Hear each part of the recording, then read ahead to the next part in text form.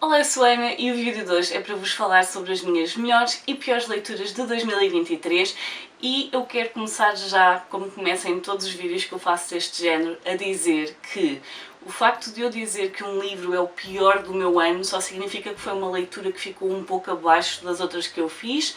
Não significa necessariamente que é um mau livro. Até porque eu tenho dois para vos mostrar, aos quais dei 4 estrelas, mas que de certa forma me desiludiram um pouco, pelos mais variados motivos que eu irei explicar ao falar sobre eles.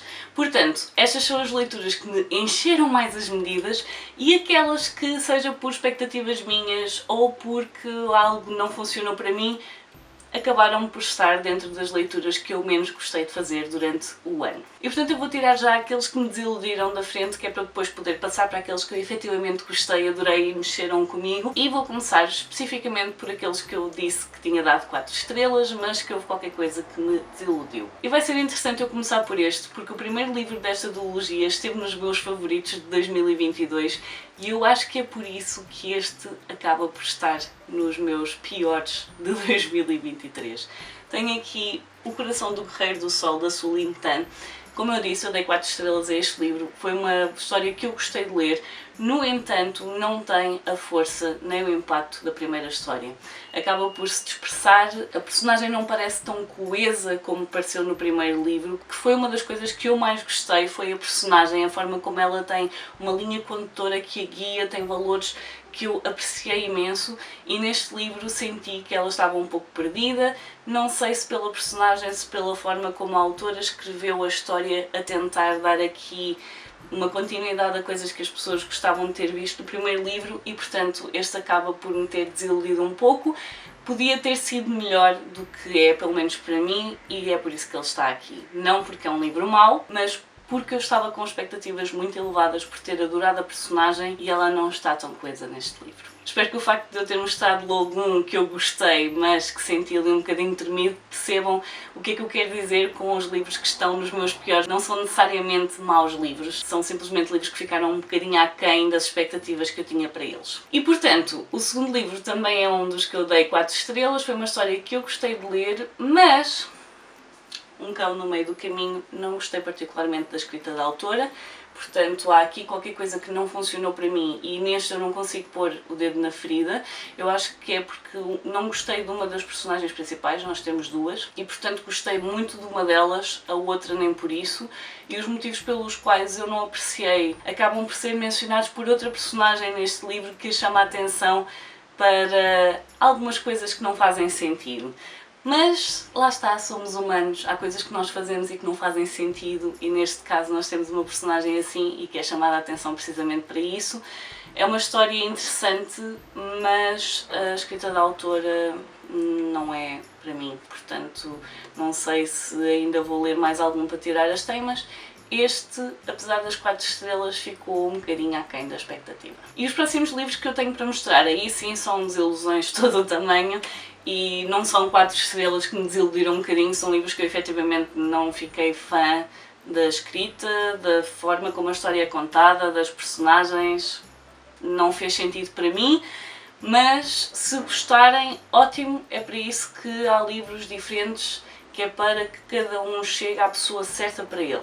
Portanto, o primeiro livro que eu tenho para mostrar e que não fiquei fã, A Pequena Farmácia Literária, da Helena Molini. Acho que a personagem é demasiado egocêntrica, o grupo de amigos que está ali está só para servir, ela não cresce, há aqui uma mistura muito grande entre será que é uma questão de saúde mental ou nós temos aqui alguma magia envolvida.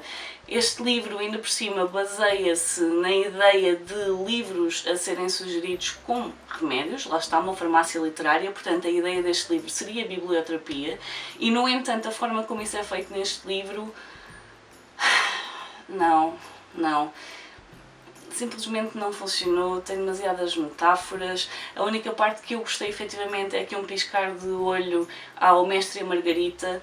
Portanto, há aqui algumas ilusões, algumas coisas que vão acontecer, não se percebe muito bem o que é que está a acontecer, mas enquanto no Mestre e Margarita isso tem uma explicação, neste não tem, nós chegamos ao fim sem saber se a personagem é esquizofrénica ou se efetivamente há ali alguma magia envolvida e, portanto, não fiquei fã deste livro.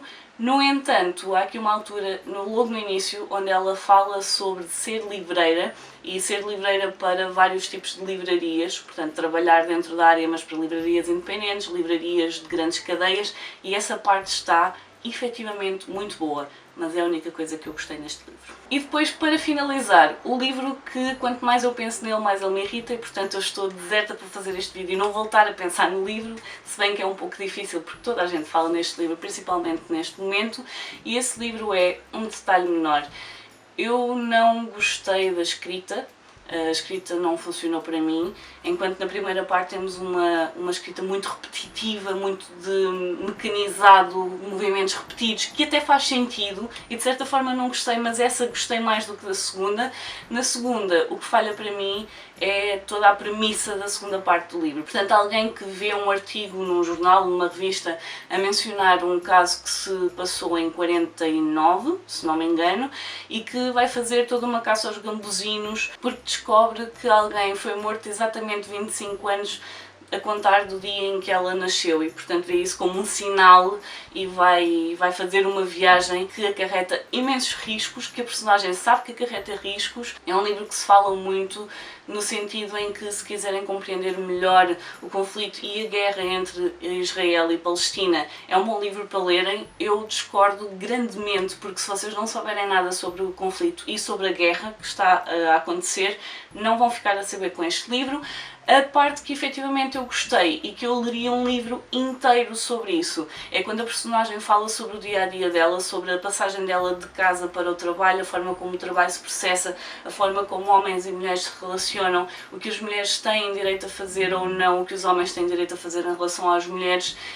Mas eu fiquei cansada da quantidade de vezes que ela menciona estradas, por exemplo. No entanto, ela fazer a comparação entre aquilo que ela se recorda que era e aquilo que efetivamente é poderoso, é efetivamente algo que mexe, mas num livro de 140 páginas eu não consigo dizer-vos quantas vezes eu tive vontade de desistir de ler aquele livro. É simplesmente como se alguém visse um horóscopo naquele dia numa revista a dizer que é um bom dia para apostarem na bolsa, e pegam nas suas poupanças todas e investem na bolsa, e a seguir as ações em que investiram caem por ali abaixo e portanto perdem tudo. E é exatamente isso que eu sinto com aquele livro. A premissa em si não funciona para mim, eu achei ridículo, ainda por cima o facto de que só funciona porque é uma personagem neurodivergente. E portanto não é um livro para quem não saiba absolutamente nada, mas queira saber um pouco mais sobre o conflito e a guerra entre Israel e Palestina. É um livro para quem já sabe, é um livro para quem vai ler entre linhas, é um livro que funciona muito entre linhas. Há ali muitas coisas que estão implícitas no texto, e há efetivamente paralelismos entre o primeiro texto e o segundo texto, e poderia ser interessante, mas não da maneira como está escrito e não com a premissa da segunda parte da história, que simplesmente para mim me incomoda muito, não só porque tem de ser uma personagem neurodivergente, como não faz sentido nada do que acontece, absolutamente nada. E portanto, daqui para a frente, eu vou passar para os livros que eu efetivamente gostei. Na realidade eu queria começar com uma menção honrosa, porque foi um livro que eu gostei muito de ler, um livro que eu achei muito importante, mas que não é necessariamente um dos melhores livros que eu li, é simplesmente algo que me abriu horizontes. E esse livro é o Tornar-se Pessoa, de Carl Rogers. A terapia pelos olhos do terapeuta é muito importante, e vocês provavelmente não vão conseguir ver aqui as marcações todas que este livro tem, mas tem imensas, porque nós estamos aqui a falar do precursor da terapia como nós a conhecemos agora, em que a pessoa que vai à terapia acaba por ser o ator principal em tudo aquilo que se faz. É ele que toma as rédeas da terapia e daquilo que está a acontecer e de quanto consegue evoluir. E apesar disso neste momento ser uma coisa que é vista como comum, a verdade é que alguém teve de criar esse tipo de terapia, não focado nos resultados propriamente ditos, mas sim na pessoa que está a trabalhar os problemas e as questões que tem dentro de si. Foi um livro que eu gostei muito de ler e merece imenso esta menção honrosa. Se tiverem curiosidade com psicologia, então não deixem de ler este livro, porque é muito, muito interessante. Olha, a partir daqui os livros não estão por uma ordem propriamente dita, estão aqui livros que eu gostei imenso de ler, livros que me acrescentaram alguma coisa, livros que me divertiram, livros em que as personagens vão ficar marcadas na minha mente, no meu coração, na minha alma e portanto merecem em todos os lugares deste top de melhores leituras de 2023. Isto não é um top 10, nem 15, nem 20, nem o que seja, estão aqui os livros que eu achei que efetivamente merecem destaque, tanto que eu deixei alguns livros aos quais eu também dei 5 estrelas, mas que não estão aqui. São livros muito bons, que eu gostei imenso de ler, mas estes são efetivamente aqueles que ficam marcados na minha alma. O primeiro livro é O Branco em Redor, de Wilfred Lupano e Stefan Ferr. É um livro de banda desenhada, vai pegar aqui numa história verídica de uma rapariga nos Estados Unidos que no início do século XIX criou uma escola exclusivamente para alunas negras. Ela fazia, tal como o pai, parte de um grupo de abolicionistas e quando a vila onde ela morava ficou um bocado chateada porque ela tinha aceitado uma aluna negra na escola dela e começaram a tirar as filhas, então ela decidiu que se isso era um problema, então pode não dar aulas às filhas das pessoas da vila, passa a dar aulas apenas a raparigas negras. E portanto ela vai estar a focar-se na educação de raparigas negras em 1832. Portanto, 30 anos antes da abolição da escravatura. São 15 alunas nesta escola. Nós vamos ver aqui a história como aconteceu, não como nós gostaríamos que tivesse acontecido e, portanto, este livro não acaba propriamente bem. Portanto, se quiserem um livro fantástico, com umas ilustrações também muito bonitas, então é um bom livro para lerem sobre esta temática e para verem que quem lutava por um mundo melhor não o fez só agora nas últimas décadas. Como eu disse, isto acontece 30 anos antes da abolição da escravatura. Portanto, podem ver que sempre houve pessoas a lutarem pelo lado correto da história. Depois, eu falhei redondamente nos 12 livros para 2023, mas o único livro que eu li está nos favoritos. Portanto, Gente Ansiosa, de Frederick Backman. Eu gosto muito dos livros de Frederick Backman. Eu adoro Um Homem Chamado Uva. É mesmo daquelas histórias que fica connosco e esta aqui fica connosco de uma maneira um bocadinho diferente. Não é tão forte nem tão impactante como a história do Uva, mas é uma história em que nós vamos ver aqui os diversos tipos de ansiedade e a forma como cada pessoa experiencia a ansiedade de forma diferente e como isso acaba às vezes por nos colocar em situações da nossa vida que não são agradáveis e como às vezes podemos perder coisas na nossa vida por causa da nossa ansiedade. E portanto, até onde é que o facto de as coisas nos deixarem ansiosos nos pode levar ou até retirar situações da nossa vida e pessoas das que estão à nossa volta. Foi um livro que eu gostei muito de ler, caso contrário não estaria aqui nesta pilha e eu estou deserta para explorar cada vez mais os livros de Frederick Backman porque ele tem uma forma única de escrever pessoas reais, pessoas com as quais nos cruzamos na rua e que têm cada uma a sua luta e portanto gosto imenso, quero ler mais do autor. Este foi um dos favoritos do ano. Próximo, Lágrimas no Mercado, Michelle Zauner. Um livro onde nós vamos acompanhar a própria Michelle enquanto ela está a processar o luto. Ela perdeu a mãe e, no fundo, ir a mercados asiáticos faz com que ela tenha vontade de chorar. A cozinha e os pratos coreanos são algo que fazia muito parte da relação delas, que nem sempre foi fácil, aliás foi até muito conturbada. Os nossos pais têm expectativas, têm uma ideia do que é que será melhor para nós, de qual será o melhor caminho para a nossa vida e nem sempre é muito fácil ajustar aquilo que acham que será melhor para aquilo que efetivamente nós queremos ou aquilo que nós pretendemos da nossa vida. E este livro vai falar muito sobre isso, vai falar muito sobre comida, vai falar sobre a relação que elas tinham e ela não se poupa quando as coisas não eram boas. Ela vai dizer que não eram boas. Há aqui muitas situações em que nós ficamos aqui um bocadinho de pé atrás, mas a verdade é simplesmente a forma como estas personagens expressavam preocupação uma pela outra. E é interessante ver aqui a forma como a relação delas vai mudando ao longo dos anos e a forma como ela mais tarde, depois de já ter perdido a mãe, vai conseguir encontrar um caminho para a própria cultura e para a própria relação com a mãe. Ora, eu tenho aqui algumas situações em que eu vou juntar mais do que um livro quando forem livros da mesma coleção e eu vou já tirar daqui estes 2 tijolos que são extremamente pesados. Roda do Tempo 4 e 5, definitivamente nos melhores deste ano. Nós estamos a acompanhar a evolução dos personagens e está a ser uma evolução enorme, tremenda, em que eles estão a ficar muito mais próximos das pessoas que têm de ser para cumprir as profecias. Nós vamos ver no quarto muito de explicação sobre uma cultura diferente, com regras diferentes, maneiras diferentes de se darem uns com os outros, e é muito interessante ver a forma como o autor explora aqui estas ideias. Nós temos aqui personagens que vão ter um papel muito importante no futuro. Na realidade, a ideia será que vão ter de destruir para construir. Não é que as outras personagens à volta estejam muito ansiosas que eles destruam o que quer que seja, mas há situações em que, quando as coisas não funcionam, às vezes dá vontade de fazer um reset. E a verdade é que nós estamos agora a começar a perceber o que é que eles entendem nas profecias com destruir. E é muito interessante ver então aqui a forma como esta história se vai processando, como vai avançando, a forma como estas personagens crescem. Adorei, estes 2 volumes são definitivamente os meus favoritos. Até aqui tinha havido sempre alguma coisa que tinha falhado, mas estes 2 só me deixam ainda mais ansiosa para continuar esta coleção. O seguinte, de todos os livros que eu li de Stephen King durante o ano 2023, definitivamente Billy Summers vai ficar para sempre na minha memória. É uma personagem que faz coisas más, mas tem valores por trás disso. Billy Summers é um assassino contratado, mas ele faz questão de matar apenas pessoas más. Portanto, se alguém o tentar contratar para matar alguém, o que ele vai perguntar inicialmente, logo, é uma má pessoa, e ele próprio vai fazer a investigação antes de aceitar ou não aquele trabalho. Billy Summers, nós vamos ver aqui 2 perspectivas. A personalidade que ele mostra às pessoas que o estão a contratar, que é um tontinho, portanto alguém que simplesmente se limita a cumprir regras, mas ao mesmo tempo ele vai ter de se fazer passar por escritor para se instalar naquilo que vai ter de fazer. Ele vai aproveitar isso para escrever a sua própria história. E nós vamos ficar a saber quem é o Billy Summers, pelas próprias palavras, como foi a infância dele, o que é que fez com que ele acabasse na guerra do Iraque, como é que ele, como veterano, acabou a ser um assassino contratado, e toda a história dele mexe com o leitor, porque é muito bom, muito bom. Billy Summers é uma personagem fantástica e só me deixa muito contente de ter conhecido,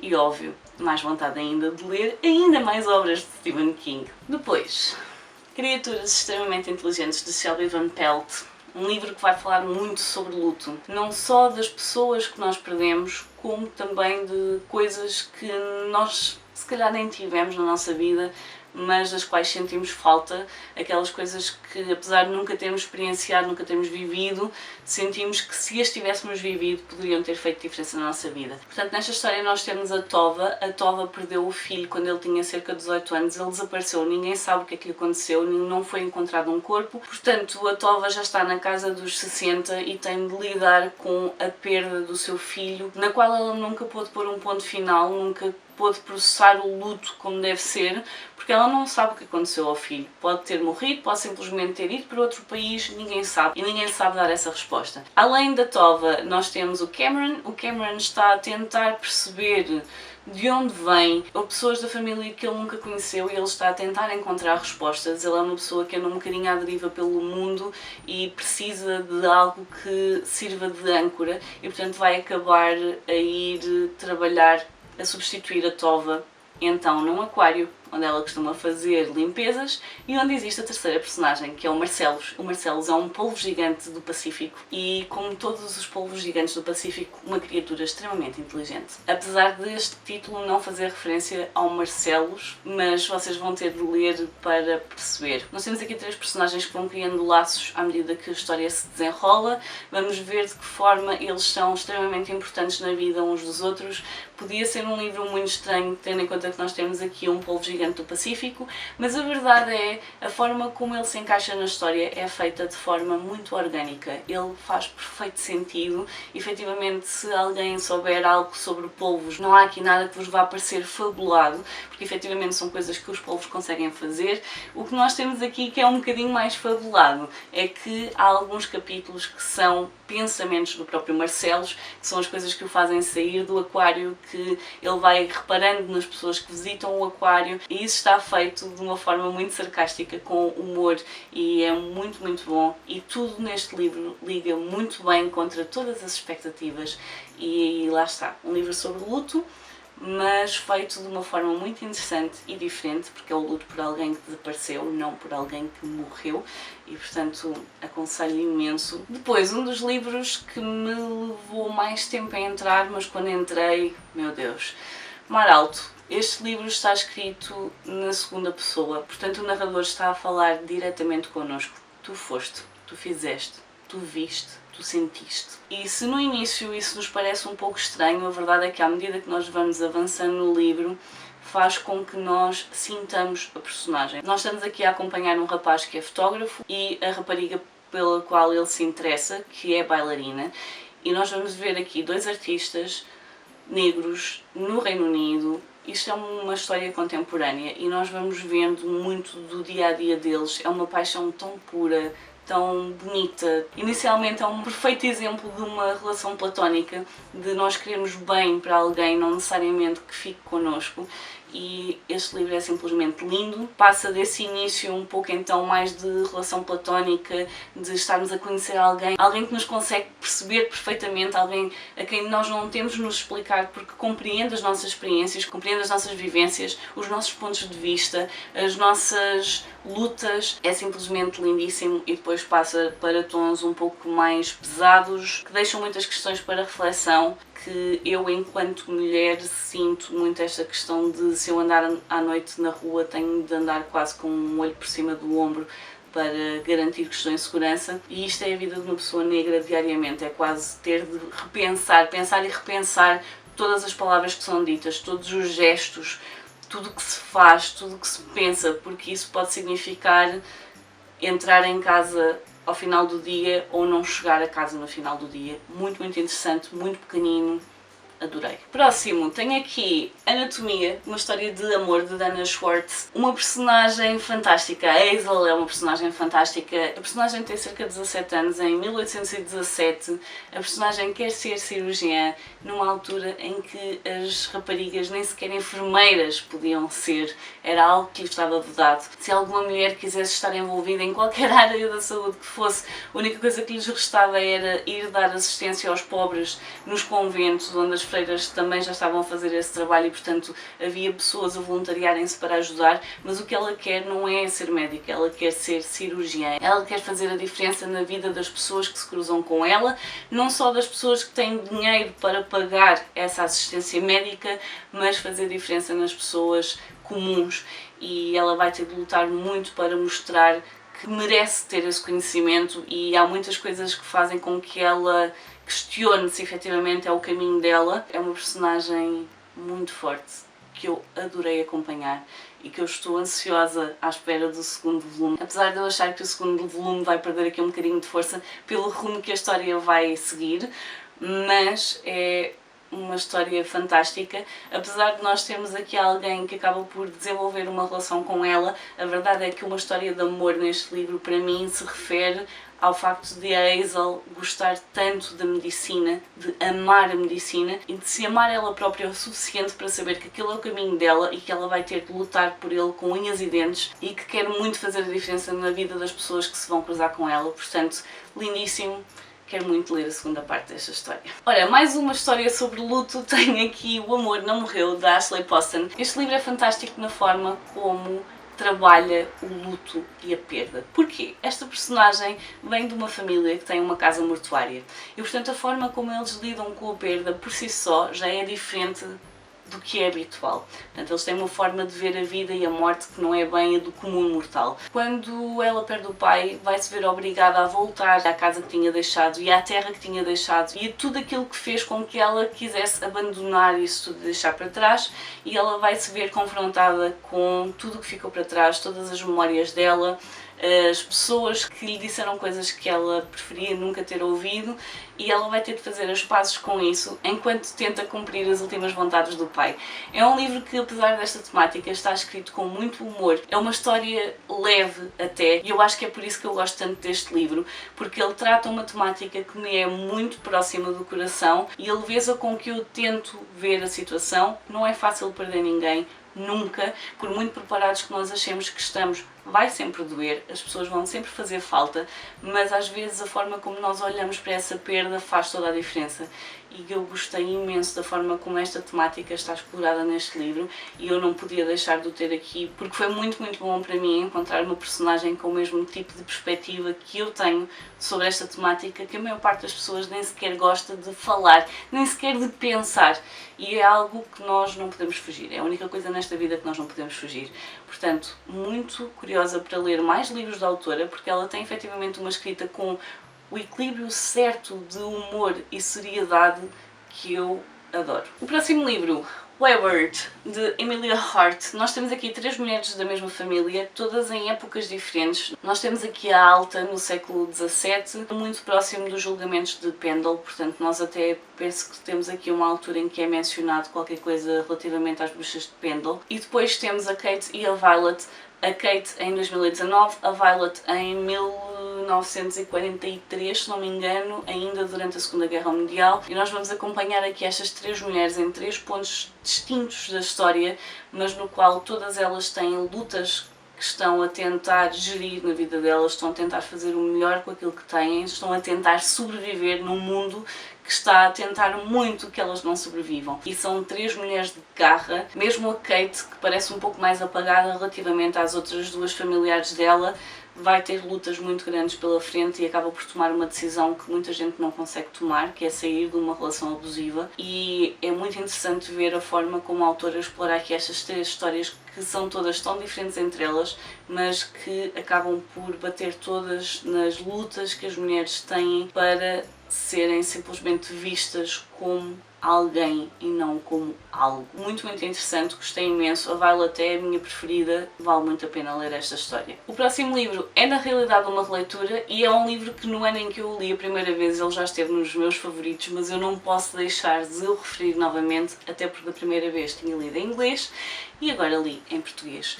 Com uma pitada de canela, de Elizabeth Acevedo. Esta autora tem uma voz fantástica, a forma como ela dá vida às personagens dela. As personagens são criadas com tanta minúcia, com lutas, com coisas em que são muito boas, coisas que estão a tentar compreender na vida. E aqui com uma pitada de canela nós vamos seguir a Emily. A Emily ficou grávida aos 14 anos, tem uma menina com 2 anos agora e está no secundário a tentar perceber o que é que o futuro tem para ela.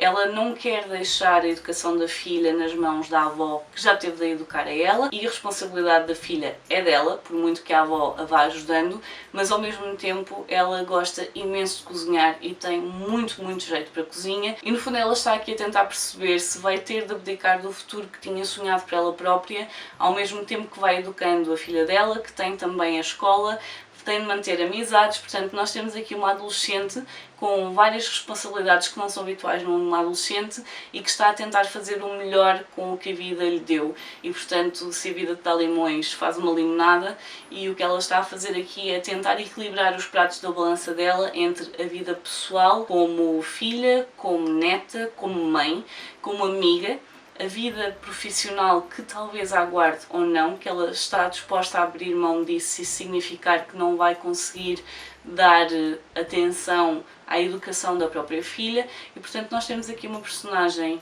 adolescente com uma maturidade muito acima da média, atirada para uma situação em que nenhum adolescente se devia ver, mas a forma como esta história está contada é tão boa. Esta personagem é fantástica, as personagens que estão à volta também, o tipo de apoio que nós vemos aqui, todas as referências que ela faz a nível cultural, a forma como a comida é algo que faz muito parte dela, é simplesmente fantástico, maravilhoso.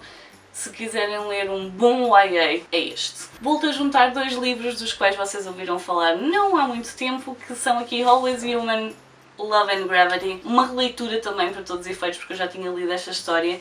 Uma história que eu adoro, é passada no futuro, a forma como estas personagens se relacionam é lindíssima, a forma como nós vamos vendo o que é aceito naquela sociedade também nos é mostrado de uma forma muito orgânica, as coisas estão evoluídas para lá daquilo que nós temos agora, e o que é mais estranho neste momento acaba por ser o facto de haver algumas pessoas que não podem fazer modificações corporais. Portanto, nós temos aqui uma sociedade futurista, onde as coisas já estão muito evoluídas. Se vocês tiverem uma doença só têm de aplicar um modo, um modificador ao vosso organismo e ele vai processar aquela doença. Se quiserem fazer alterações, cor de cabelo, cor da vossa pele, tudo, uma tatuagem, podem pôr um mod e ele vai fazer essa modificação no vosso corpo. O que acontece é que a Sunati vai conhecer a Austin e a Austin não pode usar mods porque a Austin tem uma doença autoimune que faz com que, se ela tentar aplicar mods no organismo dela, o organismo vai lutar contra os mods, vai deixá-la doente e os mods não vão funcionar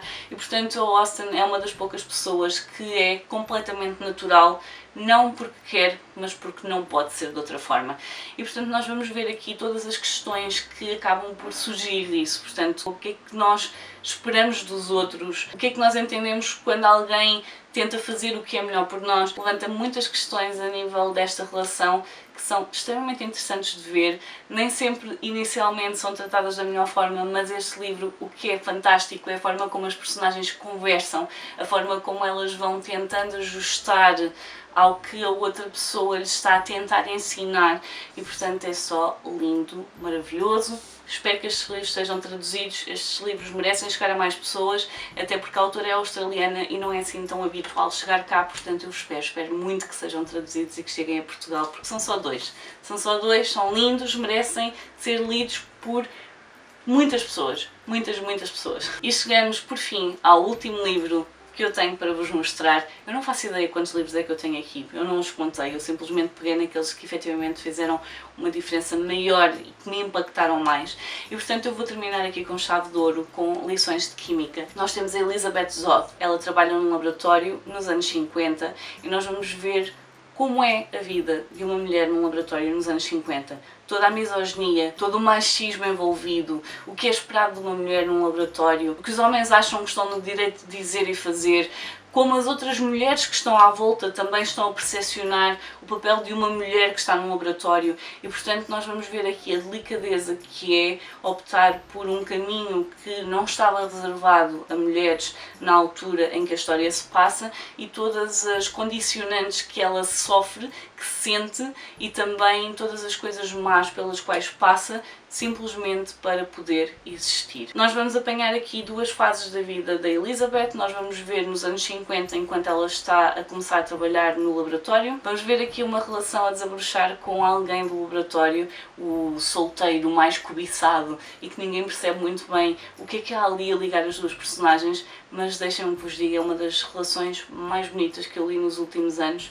É simplesmente uma relação de respeito mútuo que é simplesmente fenomenal. E vamos ver depois aqui, já no início dos anos 60, a Elizabeth já não está a trabalhar no laboratório e vai ser convidada a apresentar um programa de cozinha na televisão para outras donas de casa. E o que ela vai fazer com esse programa é simplesmente fenomenal. A Elizabeth não se vai limitar a mostrar receitas que são muito nutritivas e deliciosas. Não, a Elizabeth vai aproveitar para mostrar que as mulheres são mais do que apenas donas de casa, são mais do que alguém que está ali para servir os outros, são mais do que alguém que se pode simplesmente mandar e elas vão. E às vezes nós só precisamos que nos relembrem isso, que nós não somos um simples objeto. E o impacto que ela tem nas pessoas que veem o programa é extraordinário. Portanto, a Elizabeth é uma personagem que vai ficar comigo para sempre, garantidamente, e eu não podia fechar esta lista de uma melhor forma. E, portanto, estes são os meus melhores e piores de 2023. Como perceberam no início, piores não significa necessariamente que são maus, são livros que não funcionaram para mim, são livros até que eu gostei de ler, mas que ficaram um bocadinho aquém das expectativas. E os melhores não estão aqui todos os livros a que eu dei 5 estrelas, até porque eu fiz muitas leituras muito boas durante 2023, podem ter sido um bocadinho menos do que aquilo que eu tinha pensado que faria, mas foram leituras muito boas, maioritariamente 4 e 5 estrelas, e portanto isto só demonstra que eu continuo a escolher bem os meus livros e eu fico muito contente, e fico contente também que dos meus piores, no fundo, estejam livros que eu até gostei de ler, mas que se estão nos piores é só porque falhou ali qualquer coisa que eu estava à espera que fosse de outra forma e que eu queria que tivesse sido de outra forma para eu poder adorar o livro na sua totalidade. Portanto, digam-me nos comentários se algum destes livros está nos vossos preferidos ou menos preferidos de 2023. Eu aposto que há aqui alguns que estão nos que eu não gostei nada e que vocês têm nos que gostaram imenso e que livro da vida, porque porque eu sei. Portanto, estas são as minhas escolhas para 2023 e eu espero que 2024 seja um ano também muito recheado de muito boas leituras, para eu depois poder vir fazer aqui um vídeo enorme a falar-vos sobre os meus favoritos de 2024. Eu por hoje vou ficar por aqui, adeus e até à próxima. Tchau!